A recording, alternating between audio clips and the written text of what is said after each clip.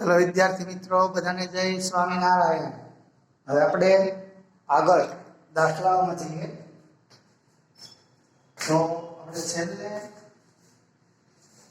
ઉદાહરણ નંબર 9 ગણ્યું 10મો અભ્યાસક્રમમાં આવશે નથી બરાબર।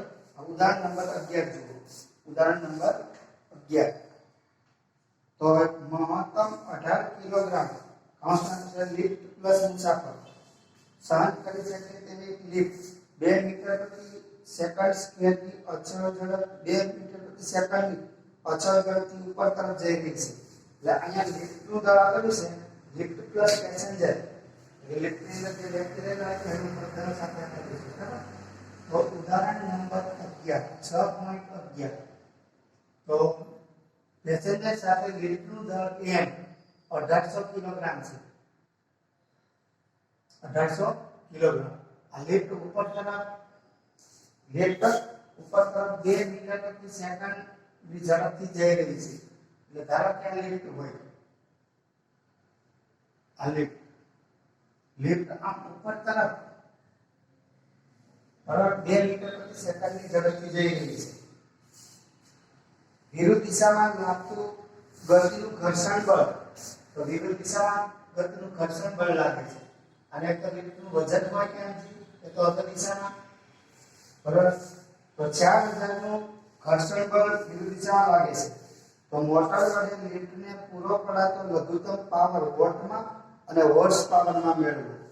તો આપણે લિફ્ટને પૂરો પાડવામાં આવતો લઘુત્તમમાં લઘુત્તમ પાવર એ આપણે શોધવાનો છે, પાવર P। ઘર્ષણ બળ આપણને આપેલું છે 4000 ન્યૂટન બરાબર। તો જો સૌથી પહેલું લિફ્ટને ઉપર તરફ ગતિ કરાવવા માટે જરૂરી બળ અને વજન બળ ને ઘર્ષણ બળ અલગ દિશામાં છે એટલું ઓછામાં ઓછું અને અચળ વેગ જાળવી રાખવા માટે એટલું ઓછામાં ઓછું બળ આપણે આપવું પડે।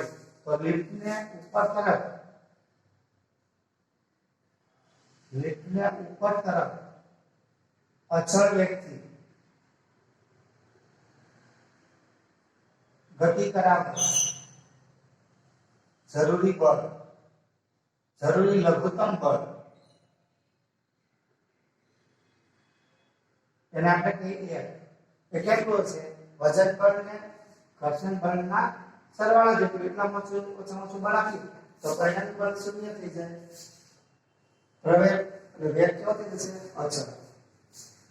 is equal to mg plus f। m એટલે દવાખાને આપ્યું છે 1800, g બરાબર 10 લઈએ અને 4000 આપણને આપેલું છે। 18 ગુણ્યા 10 એટલે 18000 પ્લસ 4000 18 ને 4 22 થશે તો 22000 ન્યૂટન આ બળ છે। તો આ બળ વડે મોટર દ્વારા લિફ્ટને પૂરો પડાતો પાવર એટલે યાંત્રિક પાવર સૂત્ર શું છે P બળ ગુણ્યા વેગ। તો લિફ્ટ માટે જરૂરી લઘુત્તમ પાવર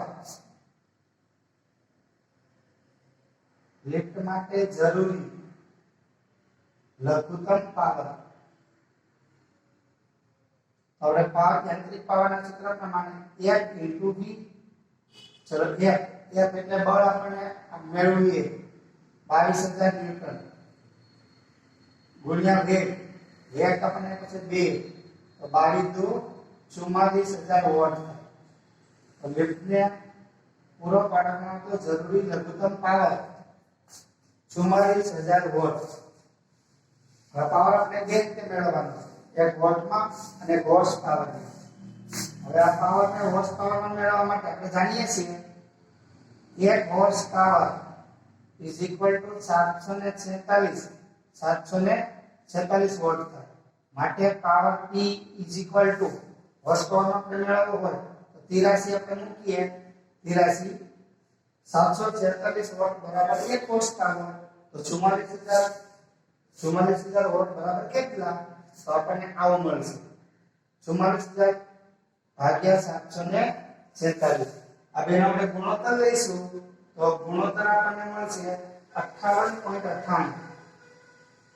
58.98 રાઉન્ડ ઓફ કરીએ એટલે આશરે 59 હોર્સ પાવર આ લીડને જરૂરી આપવા પડતો લઘુત્તમ પાવર છે બરાબર આ છે ઉદાહરણ નંબર 6.11 6.12 પાસે લઈશું હવે 6.13 ગણેલું છે આપણે સ્વાધ્યાયમાં બે દાખલાઓ ગણીએ તો ચલો જો સ્વાધ્યાયમાં દાખલા નંબર 9 સ્વાધ્યાયમાં દાખલા નંબર 9 નવમો દાખલો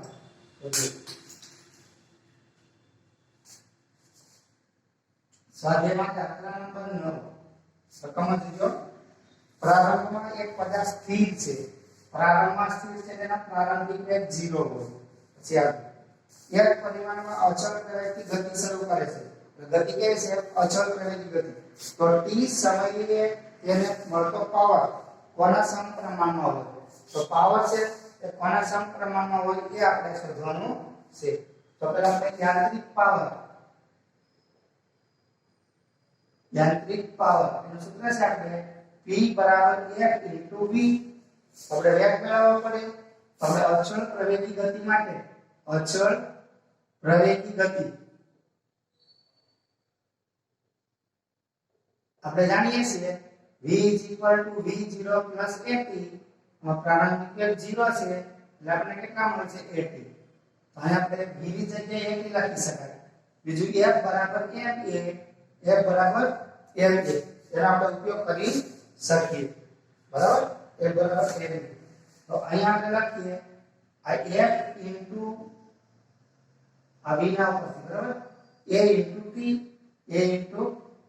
પણ આ ઉપરથી આપણે a બરાબર શું મળશે f/m અહીં આપણે લખીએ f કૌંસમાં f/m ઇન્ટુ t અહીં આપણને મળશે f²/m ઇન્ટુ t આ સમીકરણમાં f અને m બંને અચળ છે બંને કેવા છે અચળ માટે આપણે લખી શકીએ પાવર p ચલે છે t ચલો એ જ રીતે દાખલા નંબર 10મો દાખલો જુઓ એક પદાર્થ અચળ પાવરના ઉદ્ગમની અસર હેઠળ એક જ દિશામાં ગતિ કરે છે તો t સમયમાં તેનું સ્થાનાંતર કોના સમપ્રમાણમાં હશે તો અહીંયા પદાર્થ ઉપર બળ લગાડતા જ્યારે dx એટલું સ્થાનાંતર થતું હોય પદાર્થ પર બળ લાગતા અથવા બળ લગાડતા તેનું બળની દિશામાં dx સ્થાનાંતર થતું હોય તો અને પાવરનું સૂત્ર છે પાવર p = w/t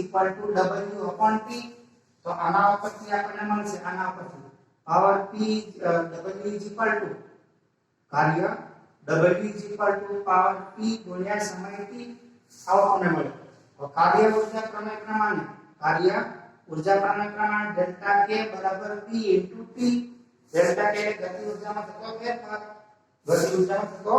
ફેરફાર બરાબર હવે આ પ્રારંભમાં બળને કારણે ગતિ કરે છે એટલે 1/2 mv² અને અંતિમ ગતિ ઊર્જા 0 તો p * t તો આના પરથી v² ના સૂત્રને કરતા બનાવો આ v² ને તો 2 ગુણાકારમાં જશે તો 2 * pt / m આવો આપણને મળે બે બાજુથી વર્ગ કાઢી નાખો તો વર્ગમૂળમાં આપણને મળશે 2pt / m 2pt / m હવે આને આપણે આમ પણ કહી શકીએ v = વર્ગમૂળમાં 2p / m ઇન્ટુ t ની 1/2 ઘાત t ની 1/2 ઘાત હવે v એટલે વેગ છે વેગ એટલે સ્થાનાંતરનું સમયની સાપેક્ષ વિકલન કહેવાય તો જો યાદ કરો બરાબર સ્થાનાંતર એટલે સમયની સાપેક્ષ વિકલન હવે પછી જુઓ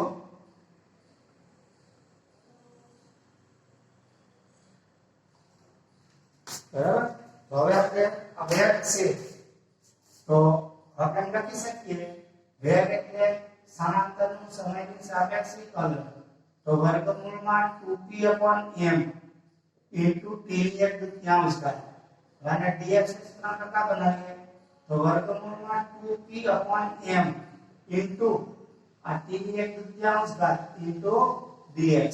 હવે આ સમીકરણનું સંકલન લેતા હવે સ્થાનાંતર મેળવવાનું છે. બરાબર? આ સમીકરણનું સંકલન લઈએ તો આપણે લખી શકાય integration 1 into dx is equal to આ સમીકરણમાં વર્ગમૂળમાં 2p અને m એ તો અચળ છે એટલે સંકલનની બહાર રાખીએ તો વર્ગમૂળમાં 2p upon m બાર તો ઇન્ટિગ્રેશન t ની ઇન્ટિગ્રેશન આ t ની 1/3 ઘાત into dt. હવે ચલો આનું સંકલન x થશે, આનું સંકલન x, આ m નું m 2p upon m. હવે અહીંયા આગળ જુઓ આપણે સંકલન માટે ઘાતનો નિયમ x ની n ઘાત હોય તો x ની n + 1 છેદમાં n + 1 એ સૂત્ર પ્રમાણે 1/2 + 1 કરીએ એટલે આપણને કેટલા મળશે 3/2 તો t ની 3/2 અને એના છેદમાં 3/2. હવે આને આપણે આગળ લખીએ તો આ 2/3 ભાગાકારમાં છે ને આગળ ગુણાકારમાં લઈ જઈએ ઇન્ટુ વર્ગમૂળમાં 2p upon m તો વધ્યું શું t ની 3/2 ઘાત. અહીંયા આપણે કૌંસમાંની બધી ભૌતિક રાશિ અચળ છે એટલે આપણે કહી શકીએ સ્થાનાંતર x એ સમય t ની 3/2 ઘાત બરાબર t ના ઘનના વર્ગમૂળના સમપ્રમાણમાં છે એવું કહેવાય. t નો ઘન અને 1/2 શબ્દ એટલે વર્ગમૂળ બરાબર. એટલે આમ પણ લખી શકો x ચલે છે વર્ગમૂળમાં t નો ઘન આવું લખી શકાય. બરાબર. તો આ રીતે દાખલા નંબર 10. હવે આપણે દાખલા નંબર 11 જોઈએ. દાખલા નંબર 11 તો જો દાખલા નંબર 11 એક પદાર્થ યામવૃત્તિની z અક્ષ પર ગતિ સીમિત રાખવા એક બળ અચળ લગાડવામાં આવે છે. એટલે પદાર્થની z અક્ષ પરની ગતિ જાળવી રાખવા માટે સીમિત રાખવા માટે એક જેટલું અચળ બળ લગાડવામાં આવે છે. અને બળ આપણને આપ્યું છે કે F બરાબર બળ F બરાબર -i કેરેટ +2j કેરેટ અને +3k કેરેટ આ ન્યૂટનનો. બરાબર. I j અને k અનુક્રમે x y z અક્ષ પરના એકમ દિશો છે. આ પદાર્થને z અક્ષ ઉપર 4 મીટર સ્થાનાંતર તો સ્થાનાંતર d = 4 મીટર અને કઈ દિશામાં z અક્ષની દિશામાં એટલે કે કેરેટ લખાય. તો આ બળ વડે થયેલું કાર્ય ગણો. તો બળ વડે થતું કાર્ય તો કાર્યની વ્યાખ્યા પ્રમાણે કાર્ય બરાબર બળ ગુણ્યા સ્થાનાંતર. તો આના ઉપરથી આપણે લખી શકીએ -i dot +2j +3k dot 4k caret. બરાબર. તો ચલો આપણે બેનો ગુણાકાર કરીશું આપણે તો -4 i dot k આપણે જાણીએ છીએ સદિશ ગુણાકાર માટે i dot i j dot j k dot k બરાબર 1 થાય બાકી 0. એટલે પહેલા બેનો ગુણાકાર કરશો એટલે 0 આવશે, બીજા બેનો ગુણાકાર કરશો તો એ 0 આવશે, અને ત્રીજાનો ગુણાકાર કરશો એટલે 2 ચોકો 8 અને આપણને મળશે j cross k j dot sorry છે ફરીવાર ચલો પહેલા બેનો ગુણાકાર i dot k એટલે 0 j dot k એટલે પણ 0 4 * 12 ને 3 અને 4 નો ગુણાકાર અને આવશે k dot k. ચલો 4 * 12 k dot k એટલે 1 તો 12 જૂલ. કેટલા 12 જૂલ આપણને કાર્ય મળ્યું. કેટલું મળ્યું 12 જૂલ. બરાબર. તો આ થઈ ગયો આપણે દાખલા નંબર 11. હવે આપણે જોઈએ દાખલા નંબર 12. 12 નો દાખલો જુઓ. પ્રથમ ઓરડા કોસ્મિક કિરણના એક પ્રયોગમાં ઇલેક્ટ્રોન અને પ્રોટોનની હાજરી જોવા મળે છે જેમાં ઇલેક્ટ્રોનની ગતિ ઊર્જા 10 કિલો ઇલેક્ટ્રોન વોલ્ટ ઇલેક્ટ્રોન માટે બરાબર ઇલેક્ટ્રોનની ગતિ ઊર્જા જેને આપણે ke વડે દર્શાવીએ તો 10 કિલો ઇલેક્ટ્રોન વોલ્ટ છે. એવી જ રીતે પ્રોટોનની ગતિ ઊર્જા બરાબર પ્રોટોનની ગતિ ઊર્જા એને આપણે kp કહીએ એટલે આપણને 100 કિલો ઇલેક્ટ્રોન વોલ્ટ આપેલ છે તો કોણ ઝડપી હશે તો અહીંયા આગળ ઇલેક્ટ્રોનની ઝડપને આપણે v કહીએ ઇલેક્ટ્રોનની ઝડપને v કહીએ પ્રોટોનની ઝડપને vp કહીએ આમાં જેની ઝડપ વધારે હશે એ કણ ઝડપી ગણાશે બરાબર હવે બંનેની ઝડપનો ગુણોત્તર મેળવો તો બંનેની ઝડપનો ગુણોત્તર એટલે ઇલેક્ટ્રોનની ઝડપ અને પ્રોટોનની ઝડપનો ગુણોત્તર આપણે શોધવાનો છે બરાબર કોણ ઝડપી હશે પછી બંનેનો ગુણોત્તર મેળવવાનો અને પછી હવે ઇલેક્ટ્રોનનું દળ આપેલું છે ઇલેક્ટ્રોનના દળને કેમ ઈ કહીએ તો 9.11 ગુણ્યા 10⁻31 કિલોગ્રામ પ્રોટોનનું દળ આપેલું છે mp 1.67 ગુણ્યા 10⁻27 કિલોગ્રામ બરાબર અને 1 ઇલેક્ટ્રોન વોલ્ટ 1 ઇલેક્ટ્રોન વોલ્ટ બરાબર 1.6 ગુણ્યા 10⁻19 જૂલ હવે આપણને આપેલું છે બરાબર હવે જુઓ આ બધું જે આપણને આપેલું તે આપણે લખી દીધું હવે બંનેની ગતિ ઉર્જાનો આપણે ગુણોત્તર મેળવવો છે બરાબર તો જો પહેલું આ ke upon kp is equal to સૂત્ર પ્રમાણે વ્યાખ્યા પ્રમાણે mv2 બરાબર એના છેદમાં એ જ રીતે 1/3 mp આ vp2 1/3 કેન્સલ થશે આ 10 કિલો ઇલેક્ટ્રોન રાખેલા છે આ 100 હવે me અને ઇલેક્ટ્રોનનું દળ mp એટલે પ્રોટોનનું દળ તો આ આપણને છે 9.11 ગુણ્યા 10⁻31 એના છેદમાં પ્રોટોનનું દળ 1.67 ગુણ્યા 10⁻27 અને અહીંયા આપણે ઝડપ લઈ લઈએ ઇલેક્ટ્રોનની ઝડપ અને પ્રોટોનની ઝડપ નો ગુણોત્તર તો એક શૂન્ય કેન્સલ થશે એક શૂન્ય કેન્સલ આપણે હવે 1/10 બરાબર હવે જો આ ઉપર થશે એટલે ઘાત પ્લસ થશે બરાબર એટલે 27 માંથી 31 માંથી 27 કાઢીએ એટલે કેટલા વધશે 10⁻4 એટલે 10⁻4 અને 9.11 ભાગ્યા 1 પોઈન્ટ પેલા કરશો તમે બરાબર 1.67 એટલે આપણને મળશે 5.4550 5.4550 બરાબર હવે અહીંયા આપણે ઇલેક્ટ્રોન અને પ્રોટોનની ઝડપના વેગનો વર્ગ બરાબર આને આપણે સૂત્ર કરતા બનાવીએ એટલે આ ગુણાકારમાં થશે અને આપણે લખી શકીએ v/vp નો વર્ગ ઇઝ ઇક્વલ ટુ અહીં 10 વડે ગુણવાનું એટલે આપણને મળશે 54.550 54.550 ગુણ્યા 10⁻4 હવે વર્ગ કાઢી નાખીએ તો ઘાત અડધી થઈ જશે ઘાત અડધી થશે -2 બરાબર ઘાત અડધી થશે -2 તો હવે આપણે હવે આનો વર્ગ કાઢી નાખીએ મારી ભૂલ છે કે સમજો